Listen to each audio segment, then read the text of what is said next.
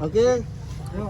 Ini kameramen aman ya. Oke, Ki, mungkin mendiam Kameramen dari aman. Ki Joko sendiri sosok di mata Ki dan sahabat seperti apa? Yang pertama, beliau itu orangnya nyentrik, tapi secara pertemanan orang yang cukup baik, orang yang humble, kemudian juga ya beberapa kali juga syuting bareng saya, ngobrol bareng saya, kemudian berburu yang aneh-aneh juga beberapa kali bareng saya, beberapa kali juga tirakatan bareng, beberapa kali juga berangkat keluar bareng. Jadi memang kalau saya dibilang kedekatan saya, ya saya dekat banget dengan beliau. Cuma memang pas beliau ini sakit, seperti hilang kabar. Kemudian dikontak susah, ketemunya susah. Tapi memang secara pribadi orang yang sangat baik. Terakhir komunikasi kapan, Ki? Kira-kira? Terakhir komunikasi yaitu waktu beliau awal-awal sakit.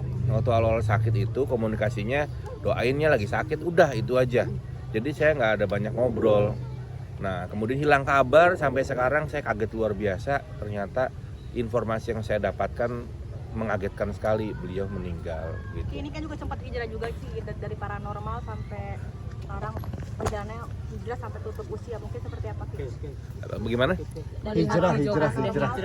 agamanya juga sudah Perjalanan tua. hijrahnya gimana nih? Ya kalau menurut saya apapun itu, kadang-kadang penemuan hidup, penemuan jati diri itu kan proses berjalan, dan proses belajar itu kan tidak pernah putus sampai kita ke liang lahat. Tentu dalam konsep ini saya sangat mengapresiasi, sangat mengagumi beliau, karena selama ini beliau itu memang kadang-kadang orangnya berubah-berubah dan kadang-kadang lucu gitu. Sehari-hari saya ngobrol sama beliau tuh suka lucu-lucu juga ceritanya, suka berubah-berubah. Kadang ngomongnya apa, besok berubah apa, tapi buat saya secara teknis pribadinya ya pribadi yang sangat baik. Ada sempat cerita nggak sih, Ki, ada sempat cerita nggak, Ki? Maksudnya, gue kayaknya dapat hidayah nih gitu, saudara hijrah gitu. Ada sempat cerita nggak sih?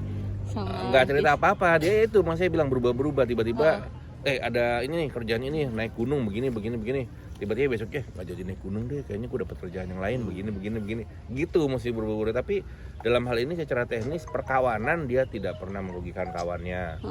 Jadi dengan kawan-kawannya selalu bicaranya sesuatu yang ngajakin kerjaan gitu, ini ada kerjaan bareng nih, begini. Dan beberapa kali saya sama beliau ya kerja bareng begitu. Kalau Ustadz Kalau sendiri, seperti apa saat melihat akhir hayatnya Ki Joko Bodo sendiri? Artinya saya mengikuti perkembangannya Ki ya. Artinya setiap anak ulu bani Adam khotoun wa khairul khotoin tawwabun. Setiap anak Adam pasti ada salah dan dosa.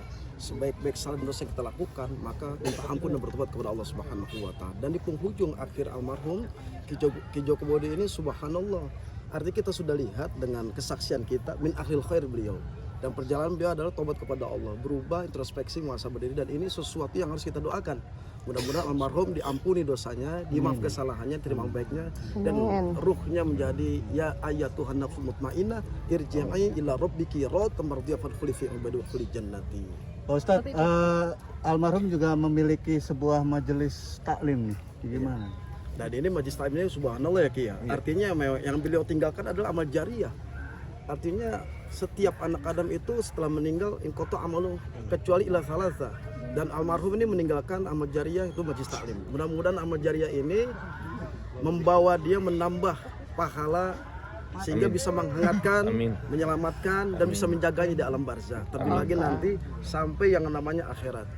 Pak Ustadz katanya sebelum meninggal juga sempat sholat tapi nggak bisa duduk, nggak bisa sujud, duduk aja seperti Jadi apa? sholatnya duduk. Ya, inilah salah satu orang yang memang keadaan darurat diperbolehkan rukso mendapatkan ringan.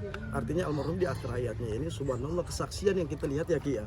Kesaksian dari anak-anaknya, dari keluarganya, dan ini artinya apa?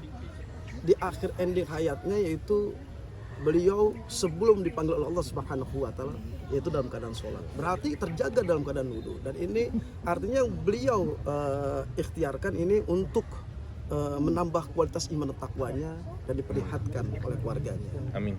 Oke, terima kasih.